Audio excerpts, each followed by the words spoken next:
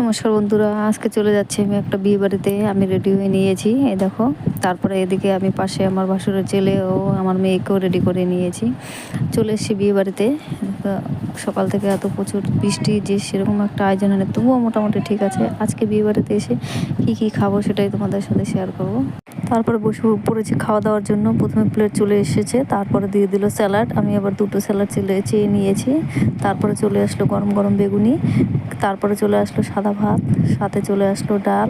ডালের সাথে সাদা ভাত খেতে আমার একদম অসাধারণ লাগে, কেননা শুধু বিয়ে বাড়ি বলে না, যে কোনো জায়গাতে অনুষ্ঠান বাড়িতে ডাল পাঁপড় ভাজা আমার খুব স্বাদ লাগে।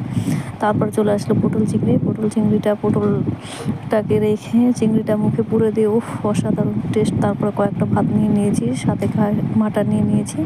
তারপরে তোমার শেষ পাতে ছিল হচ্ছে দই মিষ্টি চাটনি, তারপরে ছিল হচ্ছে একটা আইসক্রিম। আমার ভিডিওটা ভালো লাগলে লাইক, কমেন্ট অ্যান্ড সাবস্ক্রাইব করুন।